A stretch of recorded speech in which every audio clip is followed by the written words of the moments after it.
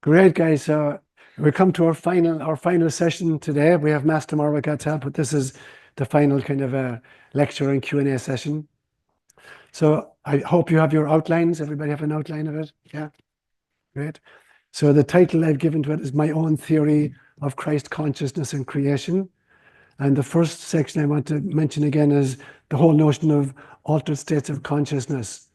And humans have been extraordinarily creative in determining ways of changing their states of consciousness. So there are both voluntary and involuntary ways of entering an altered state of consciousness. So voluntary ways of doing it are stuff like meditation, spending time with little children, dancing, music, poetry, art, ritual, and plant medicine.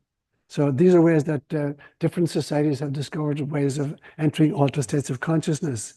And then there are involuntary ways in which we experience altered states of consciousness. Pain is one way, fever, or even witnessing a tragedy. It can totally kind of shift your mindset, watching a tragedy unfold, whether it's a car accident or anything else. So human beings have been subjected to experiencing altered states of consciousness throughout our history, some voluntary and some involuntary. So both mythology and science then build their theories of reality on the experiences they have, which spirituality will call them visions and dreams, and science will call it research.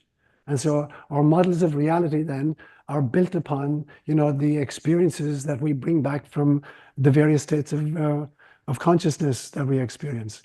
So as we're building reality models, it becomes really, really important to visit these different stages. So let me introduce a vision I had many, many years ago.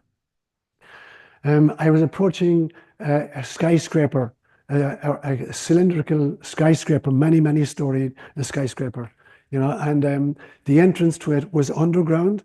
I had to go down kind of a underground and access a bank of elevators that was in the center of the building. And the elevator bank went up through the center, and it was a circular cylindrical building. And when you get off at any floor, there were 8 rooms, on each floor. So each room looked like there's a curved back wall and a curved front wall, and then straight side walls, and there's a door into each.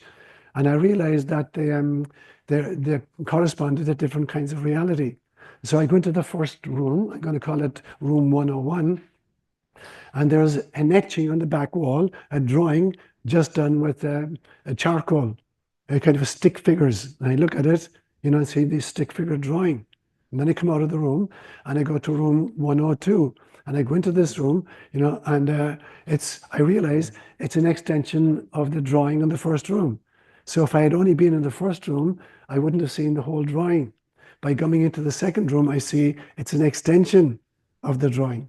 So I come out of that and I go into room 103, and I begin to realize this drawing actually takes up the whole floor. And I go from 101 all the way around to 108. And then I realize, oh, now I've seen the entire drawing. So I wouldn't have done that if I'd only been in one particular room. And then I say, what would happen if I get into the elevator and go to the second floor? So I go to the second floor and I go into room 201. And now I see it's the same drawing in 101, but it's not just charcoal drawing. This is kind of much more realistic, much greater kind of level of artistry. And I go to room 202, 203, 204. I do the whole circuit of the second floor. And now I see the entire drawing, but it's not just charcoal stick figures anymore. It's much more realistic. So I go back to the elevator, go up to the third floor. I go room 301, 302 around, and it's the same artwork again, but now it's in color, in full color. And so I circumambulate the entire floor, and now I'm seeing the entire drawing in color. So I go to the fourth floor, and I come in, and now I'm dealing with a 3-dimensional holographic version of the drawings. So I circumambulate all the rooms in this floor, and now I've got this beautiful 3-dimensional holographic drawing.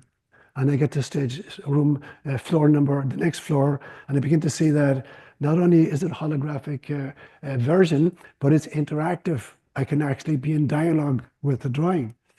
And so I realize that these, in some senses, the different rooms on the same floor represent different states of consciousness, but the different floors represent different stages of consciousness. And so if I only go into room 101 and I attempt to make my map of reality from room 101, it's an extraordinarily impoverished version of reality. If I have the courage to circumambulate all the rooms on floor 101, I have a much better version of it, but it's still a stick figure drawing. I'm still, stuck there. So unless I have the courage to go through the stages of consciousness, not just the states of consciousness, I'm not going to get a full picture. And so having the courage to go to the different floors and experience the drawing, in totally different ways. Now, not only am I in different states of consciousness on the floor, but I'm at different stages of consciousness. So the problem is then that most of us tend to create our maps of reality by visiting room 101. We come out of room 101 and then we make our map of reality. And we think we've conquered it. And so that's what materialistic science does. Materialistic science has only visited room 101, and it comes out and it creates this model of reality. And then it convinces the rest of us that's reality. And then fundamentalist religion is maybe on the next floor, and that's all it's visited. And it thinks, all of reality can be explained by just getting to the second floor. And the truth is, unless we have the courage to visit every room on every floor, we're not making adequate maps of reality. So most of us are dealing with maps of reality that are totally impoverished. We visited one room and one floor and we come out and we know it all. So that's what I mean then by these altered states of consciousness. And the mistakes then that both materialistic science and fundamentalist religion make is that they visited one or two rooms on one or two floors, and then they're creating their kind of models of reality from that. So it becomes very important to have the courage not just to access different states of consciousness. We're all going to have opportunities to have altered states. When you're asleep, you have an altered state. When you're dreaming, you have an altered state. When you're in love, you're in an altered state. So we all have many experiences of altered states. But it takes a lot of courage and a lot of journeying to have altered stages of consciousness. And that's the journey into Christ consciousness. In that particular dream, I only got to level 5. I have no idea what would have awaited me if I'd gone up further. And obviously what would you call, what's the top suite? What's the name for a top suite? The penthouse. If I had gotten to the penthouse, I would have accessed Christ consciousness. So the question is, how many floors do I have the courage to visit? And how many rooms on the floor will I visit? Section 2 then is holographic fractals and what I call pre-cosmic creation contracts. So I mentioned, I think yesterday perhaps, that when I was in Kenya, I got malaria at least once a year. And the upside of malaria was that I would have, with the fever of malaria, I would have these extraordinary visions. And 2 years ago when I got COVID, the same thing happened. I was really sick for about 5 or 6 days, very, very high fever, but I was having these extraordinary visions. And so I'm going to share that vision with you now. I had a vision of what I'm going to call pre-cosmic creation contracts. So I'm going to walk through my understanding of what the vision said to me. So initially, before there was time, only God existed. There wasn't time, there wasn't space, there wasn't energy, or there wasn't matter. And the problem is then, if there is only God, no experiences are possible. God cannot have experiences if there's nothing except God. So in some senses, Parabrahma, or the Godhead, cannot have experiences if only the Godhead exists. There's only the possibility, but there's not the actuality of experiences. And so the first stage then of creation is God self-fractured into these netzotzim, these holographic fractals of itself, trillions of holographic fractals that we call souls. And as you know, a hologram is an entity that contains the totality of itself in every one of its component parts. And a fractal is a pattern that repeats at an infinite number of scales. So now God is articulating herself at an infinite number of scales through this fractal technique. The next stage of my dream I saw was that God called the netzotzim together, the souls together, and they decided to do a creative project.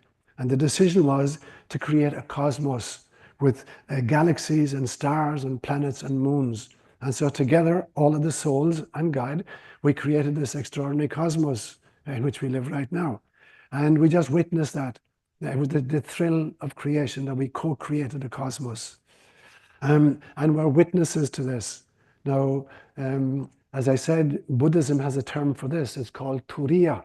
It is the witnessing consciousness, the ability to not identify with the role I'm playing, but to be a witness to the reality that I'm much more than the role I'm playing. So I talk about, the role self, which is Seán right now, and then there's the source self that was never born and will never die, and then there's a source self when I merge completely back with God.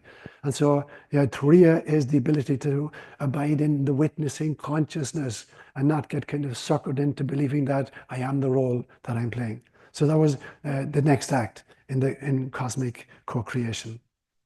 And then after a second time, there was a second conference called in which we decided what would it be like to be participants in this cosmos, not just to be observers of it, but to be actually participants, to kind of feel it out from the inside. And so we set up finite avatars to experience the cosmos from the inside. And Buddhism has a phrase for this. They call it turiyatita. Turiyatita is the ability to both be in witnessing consciousness and at the same time to fully participate. And so it's what cultural anthropology will call, a participant observer. That I am both a participant in the culture that I'm studying, but I'm not identified with the culture. I'm taking notes as a scientist. And so in some senses now, turiyatita is the ability to both witness reality, and participate in it. So this was the next stage of my dream, that we created a system in which we became participant observers. Now, in this next stage, there was a whole bunch of different dimensions, all the ways down. So we're planning at what level, in what dimension do I want to kind of create my avatar? In what version of this cosmos do I want to take part? And so there's a range, like the skyscraper dream of mine, a range of 10-dimensional entities, all the way where it's pure love and pure light and pure laughter, all the ways down to a 3-dimensional reality of planets and beings like us who move like treacle. So for the higher dimensions, there's less separation from source, and for the lower dimensions, there's a greater sense of separation from source. So incarnation then is another dream that we planned to play with God. And incarnation then is a game to kind of promote personal and planetary and cosmic evolution, in which we agreed to abide by the constraints and the limitations of being in 3-dimensional bodies. Now, Christ took even a deeper dive. There's a great statement in one of the Christian creeds that said, while Christ was in the tomb for 3 days, he descended into hell. So there's actually dimensions which are denser than the 3-dimensional level at which we live right now in this room. And Christ visited those realms. And so Christ is trying to bring light even to the denizens of that dimension. And that's the whole notion, what we call hell. It is beings who've gotten lost in the course of playing the game, and they don't realize that they're God stuff, and they're stuck in the darkness, and what the evil of it. And Christ descended into even to that level. Now it's difficult enough for us to remember who we are at the 3-dimensional level, but if you go down into the depths, into the really murky depths, then your memory of who you are is almost obliterated. And Christ is going down to awaken those souls.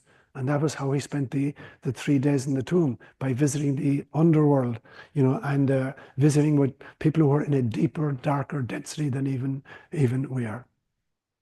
So when God wanted to make sure then, when we made this contract as co-creators, that souls who volunteer, like us, for 3-dimensional reality, that we realize what we're getting into, that we realize the limitations that we're saying yes to. Saying, yes, I'm signing up for this version of the game.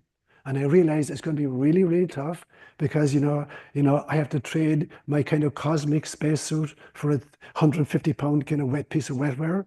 I've got to trade kind of ultimate intelligence for my little laptop that I carry between my ears. I'm going to create the illusion of time, and I'm going to have amnesia for who I am and why I've come. And so God is saying, are you sure you want to volunteer for those restrictions? And then we did. And so we are kind of people who volunteered to kind of take the deep dive into three-dimensional reality. And one of the visions I had was that there are cosmic beings out there, denizens of the 10th dimension and the 8th dimension, who are eternally grateful to you and I that we had the courage to sign up for this level of the game. They're in awe of the courage it took to take a dive into three-dimensional reality. And so they're supporting us, they're in awe of what we've volunteered for, and they're trying to be of service and have helped to us in the process. Now, Christ said at one stage, he said, no greater love exists than to lay down your life for your friends. There is no greater love than to be willing to lay down your life for your friends.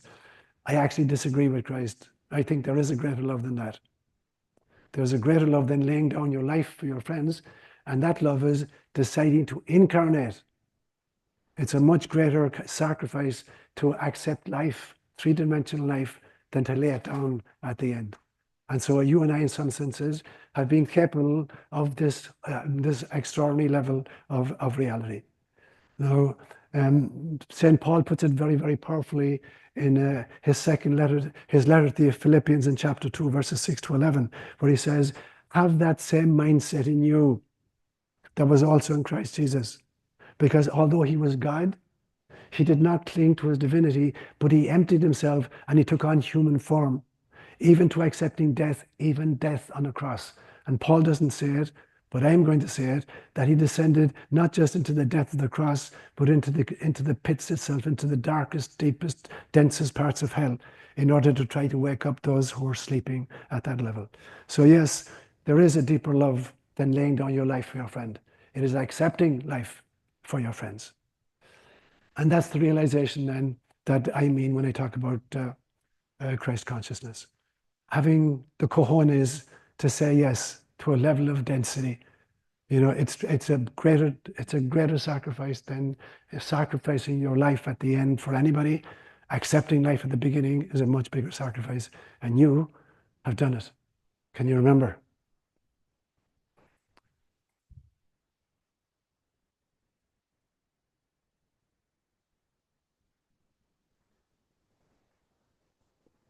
Can you remember?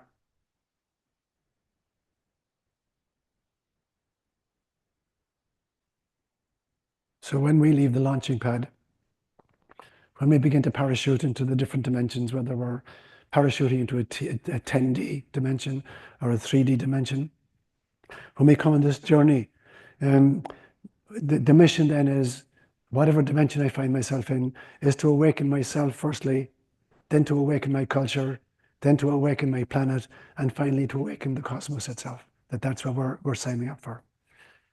And in that process, we make what I call preconception contracts, that groups of souls decide to go to the same part of the launching pad, and parachute into a particular dimension. And we, right now, have volunteered to parachute into a three-dimensional reality. Now, before we jump out of the plane and parachute, we know the precise track history of every single person we're going to encounter when we land here. Every single person. We know their track history in all of their previous incarnations. We know what they're capable of, the good and the bad they're capable of. And I know my own precise previous history of incarnations. So I'm not coming in here blindfolded. I know exactly who I'm going to land with. I know their track history, what they're capable of. And I know the era into which I'm parachuting. I know the area of planet Earth I'm parachuting into. I know the culture I'm parachuting into. I know the family I'm parachuting into. I know in precise detail exactly what awaits me. And I still said yes. But now I come down and memory is obliterated. I forget why I came and I forget who I am. And so now I'm in a situation and all I have available to me is to participate in improv theater. There's no plot and there's no script. I'm responding to the cues I'm getting in my environment from my mother as a little suckling infant, or from my father, as an authority figure, or from my teachers in school. And so I'm reacting to all the forces that I'm subject to, whether they're to shifts of the tectonic plates and earthquakes, or whether there's schooling I received or education I got, or whatever it is. I'm now responding to all of these things. And now I play out the incarnation. And so hopefully, because I've planned a lesson for myself, karma is about waking up to the realization, this is the life plan I signed up for. Do I remember that I signed up for it, or have I forgotten? So it's pure improv theater at that stage. And every one of us is now trying to react to the situations in when we find ourselves. So that's what I mean by the preconception contract. This journey down then is not just a kind of an instant descent from God to human beings. It's a long trajectory. So in section 4 here, I call it the cycle of descent and ascension. So it's the journey of devolution and evolution. And in subsection A, it's the journey from God to humanity. And so it begins like this. There is a source which is infinitely and utterly transcendent. And then, as I said, God self-fractures into souls. And souls are the beginning of immanence. So as we think about God, we think about two facets of the divine. We think about the ineffable transcendence about which we can say nothing, except neti, neti. No, God is not that. No, God is not that. So there's the ineffable transcendence of God, and now there's the beginning of the immanence of God. God, as she's going to reveal herself through the various sheaths of the descent into three-dimensional reality. Now, the transcendence of God is the aspect that says, I am who I am. The immanence of God says, I will be who I will be.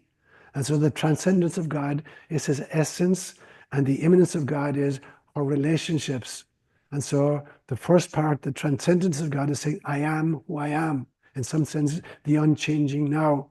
And then the immanence of God, our relationships, is I will be who I will be. Ehiyeh, Ashir, Ehiyeh. And so this is the dance then between the transcendence of the divine and the immanence of the divine. Now, these souls, or these netzosim, are connected to Source initially through our causal body, through our psychic selves.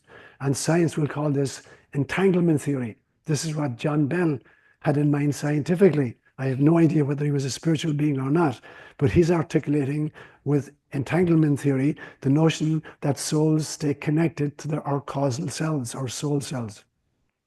Then the next level of the descent is that each soul adopts a mental body, what Plato will call the ideal realm, the place of the archetypes. We descend further, and now we put on the astral body. And the astral body is the place we visit at night in our dreams. It's the place of our emotions, and it's the place in which we can experience parallel lifetimes. We put on another level of the body, which is the etheric or the energy body, and that is kind of the elan vital. And then finally, we put on the physical body, and now we're at ground zero. It's in our volunteering for incarnation. Now I believe that Gaia did the very same thing. So the subsection here I called From God to Gaia. Because I believe that in the same way that there are 7 levels of the human body, from physical to etheric to astral to mental to psychic to soul to God, I have a theory that there are 7 levels. Gaia has 7 levels of the self also.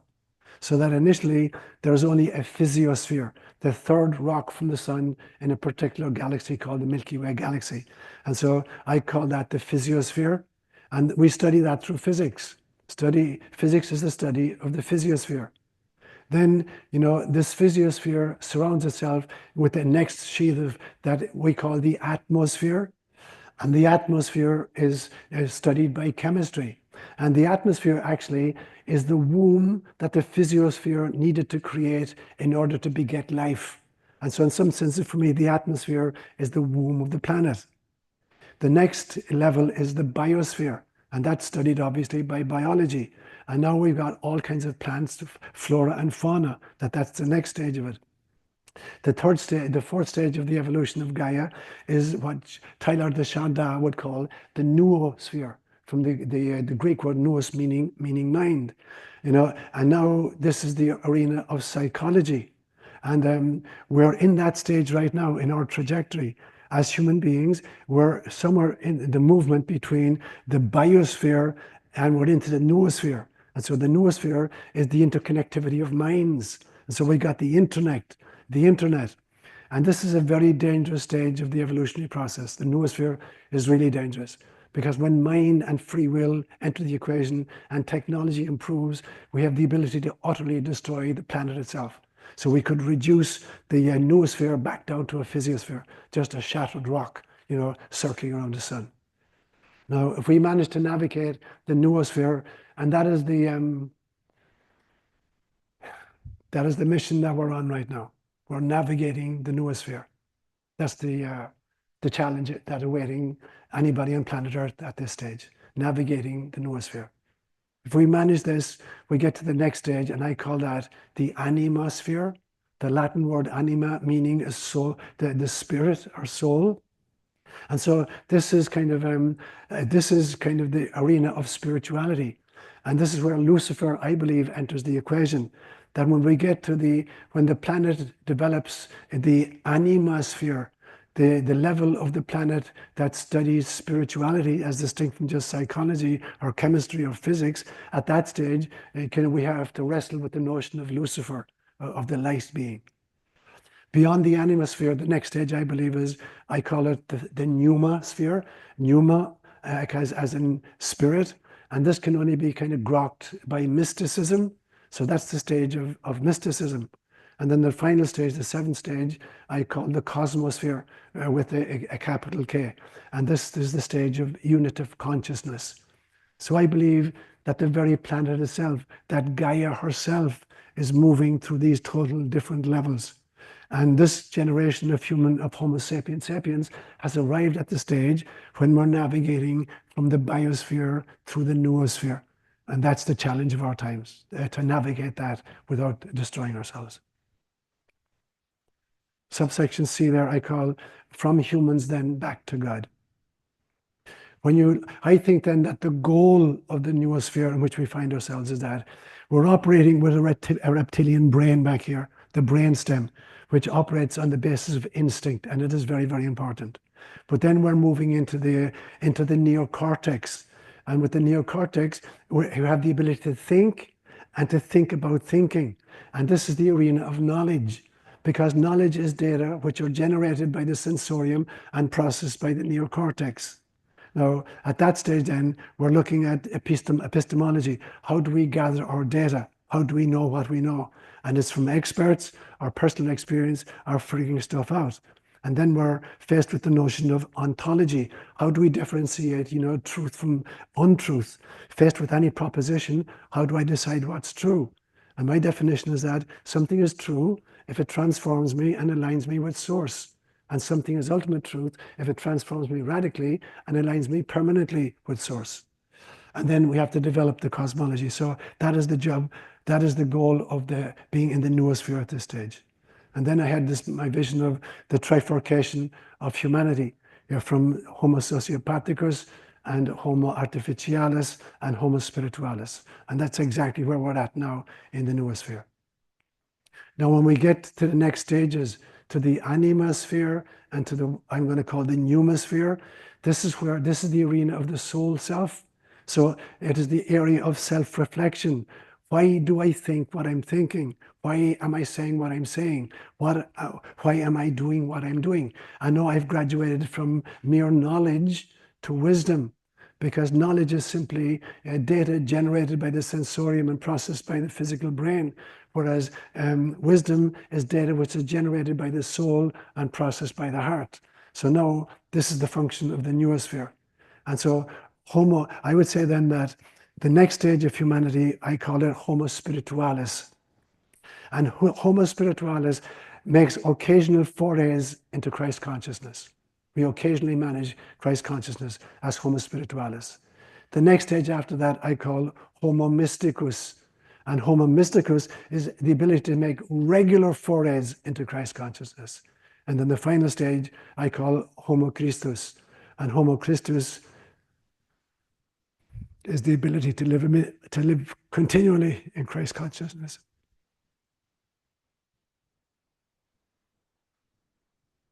So we're going from occasional forays into Christ consciousness to regular forays into Christ consciousness to living continuously in Christ consciousness.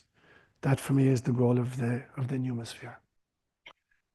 Section 5 then I want to talk about Christ consciousness and birth and death. So as we're coming into incarnation, starting with the, as I said, with the immortal soul, and then surrounding it with a causal shell, and then surrounding that with a mental shell, and surrounding that with an astral shell, and surrounding that with an etheric shell, and finally a physical shell that we call the body. That's on the way in. What happens at death? And death is a reversal of that process. So the first thing we do when we die is we shed the physical shell. We are no longer identified with the physical shell. We can't operate it anymore. We're not able to move our hands or eyes anymore. So death is the reversal of that process. So the first shell we kick off is the physical shell. And then after 3 or 4 days, we get rid of the etheric shell. Now, for those 2 or 3 days, sometimes people will have encounters with us as ghosts. And if you've ever had an encounter with a ghost, there's a really interesting phenomenon. You feel a cold wave in your environment. Okay, Kim is nodding his head. You know what I'm talking about. And I've had that experience, with ones who have recently died. And the whole room goes frigidly cold. And my understanding is that the etheric level of body has a totally different kind of a thermostat. It's not that they're evil or that they're bad, but the level they're at, it's a frigid realm on the journey back. And so when we encounter them, we really feel frozen, and it upsets us in some way. And so when we have ghostly encounters, part of the fear we experience is that there's a huge drop in the temperature of the room. The whole room drops in temperature. And so it's the etheric body trying to shed itself. And so it can be really fearful if you have that experience. So then the soul then next, it kind of sloughs off the astral body. But on the way, as we're sloughing that off the astral body, we're archiving all of the experiences of their lifetime, which we've just finished. We're archiving all our memories. So that's like a kind of an akashic record of a single incarnation. We store all that information in the astral body before we shed it. And then we shed the mental body. That's the next layer of us that we shed. And then we shed the causal body. But before we shed the causal body, we archive all of the memories and all of the experiences we've had in all of our incarnations. And we archive that. And that then becomes, I would call it, the personal akashic records. It's not the global archive anymore. It's just your personal archives, all of the experiences you've had in all the incarnations you've had. And then the soul is finally, it shed all of these shells, and the soul is back to its pristine origins. And so unencumbered by the lower dimensional densities of the shells. So enlightenment then is the ultimate shedding of all these. And it's the conscious commitment to sequentially disidentify with lesser shells and realize that we're spirits in spacesuits.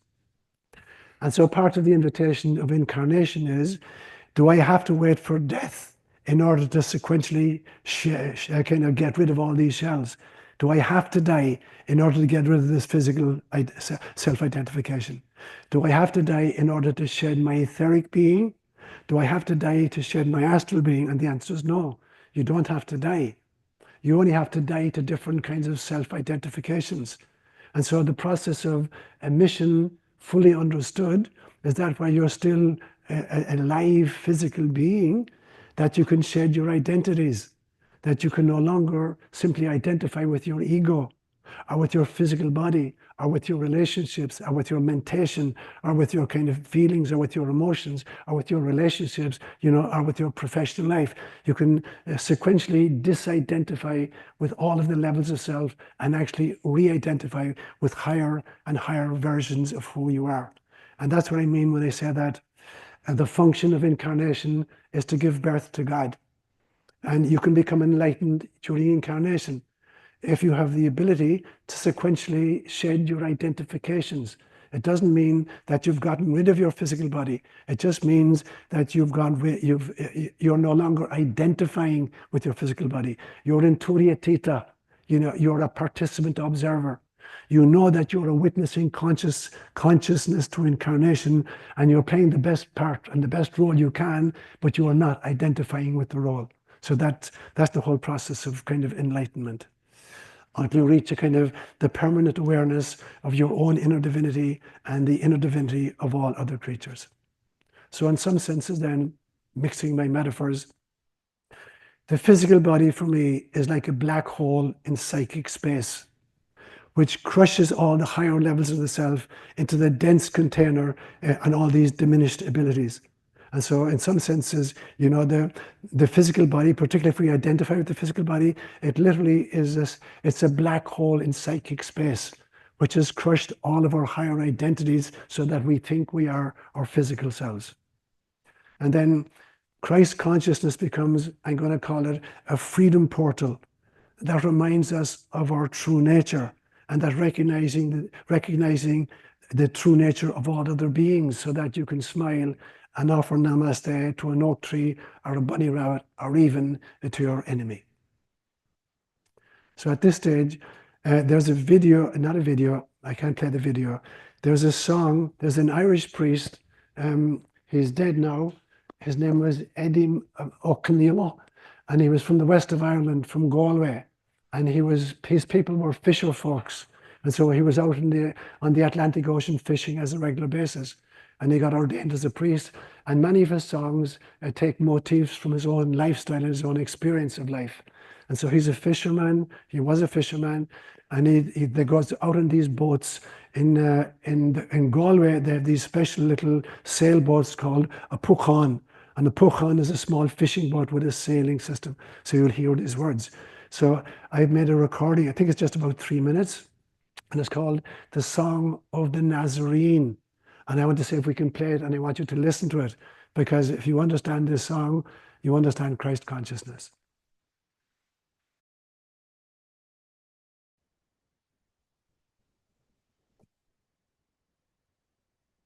That is the best articulation of Christ consciousness that I've ever come across.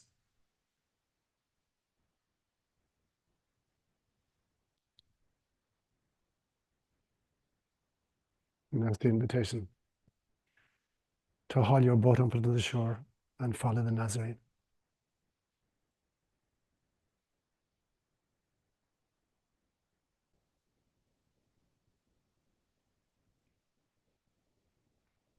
So it feels to me like almost as if words are sacrilegious at this stage. It feels like we've kind of watched Christ ascend and now we're stuck. What now?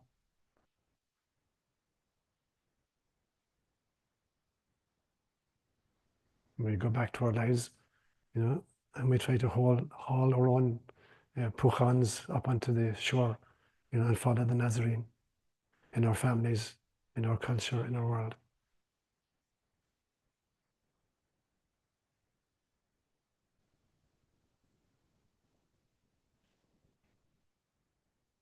The disciples had to get on with their lives, and they spread throughout the world, and they took their message.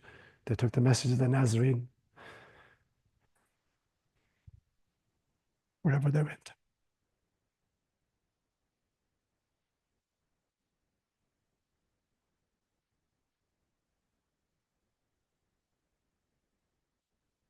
So to whom are you meant to bring that message?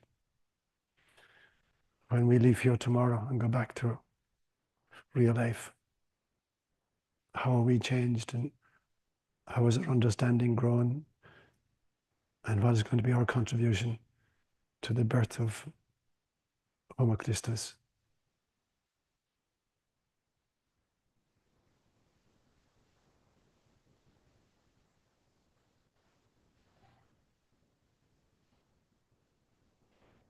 In Ireland, when I was a kid, the fire in the hearth was never allowed to go out. So at night, when the family was going to bed, the mother would gather the turf fragments, the glowing fragments, and cover them over with ashes to keep the fire alive during the night. And then in the morning, she'd be the first person up, and she'd scatter the ashes and blow on the glowing embers, and then add more turf to it.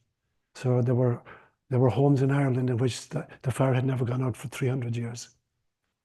And that's the function of the mystics throughout the mystics, the esoteric system of mysticism has been the embers hidden by the ashes under the orthodoxy of the exoteric. And they've been pilloried and burned at the stake, and they still head onto it. They kept the embers alive for us, you and me. And now our job is to blow on those embers and to add fuel to it and to reignite, to not let the fire go out. So wherever you find yourself tomorrow or next week, carry the fire within you and set fire to your surroundings. You don't have to get up on a bottle box and preach to anybody. You can do it through your lifestyle, through your choices, through your questions.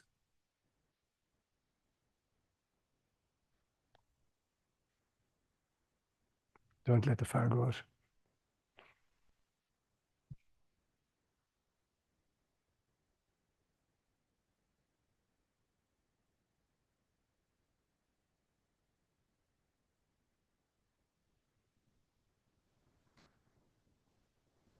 Please don't let the fire go out.